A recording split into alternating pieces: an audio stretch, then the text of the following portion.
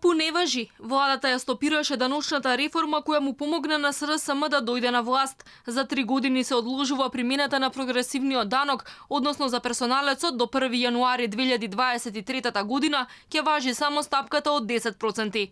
Само 10 месеци откако беше воведен прогресивниот данок, владата признава дека не направила доволно анализи и дека бизнисот бил во право дека овој потек ќе удри врз фирмите, ќе предизвика даночни затајувања и селење на луѓето и капиталот во други држави. Министерката Ангеловска цел товар за погрешната даночна политика го префрли на поранешниот министер Тевдовски. Рече дека граѓаните и компаниите не биле подготвени за реформата и не се собрале онолку пари колку што се очекувало. Во првите 6 месеци од годината, од воведувањето на прогресивниот и повисок данок на доход, се собрани околу 12 милиони евра, а ако субјектите се однесувале онака како што се однесувале во првата половина на 2018 година, требало да се соберат 19 милиони, односно 50% помалку се собрале од она што би требало да се соберат ако субјектите се однесувале како што се однесувале во претходната година.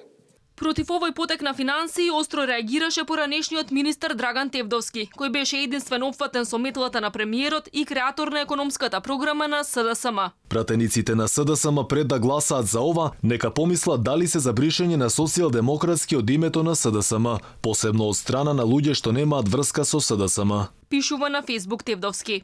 Критики од поранешниот советник во Министерството Бранимир Јовановиќ, кој се залагаше за прогресивно оданочување.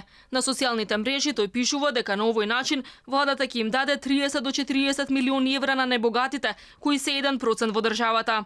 Не на сиромашните, не на работниците, не на земјоделците, не на студентите, не на младите, туку на заевци, кочовци, нини, камчевци и мјалковци. И окей, легитимно е па и логично. Владата водена од богаташи да се грижи за богатите, а не за сиромашните. Ама немојте да кажувате дека сте левичари, дека сте се залагале за социјална правда. И немојте да ги барате нивните гласови на следните избори. И немојте да се изненадите кога тие нема да гласаат за вас. Пишува Бранимир Јовановиќ на неговиот Фејсбук профил. На 3 години се замрзнуваат и останатите мерки од пакетот за прогресивно оданочување. Со 10 наместо со 15% ќе се оданочува доходот од права на индустријска сопственост, закупнини капитал, капитални добивки и осигурување.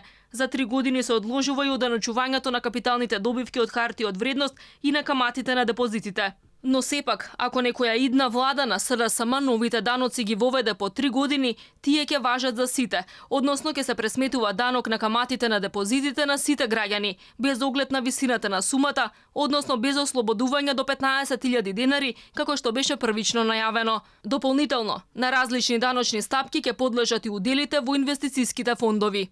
Со повисока стапка од 15%, ќе се даночат оние кои се шпекулативно тргуваат на пазарите на капитал и со уделите, односно истите ги држат кај себе до 1 година.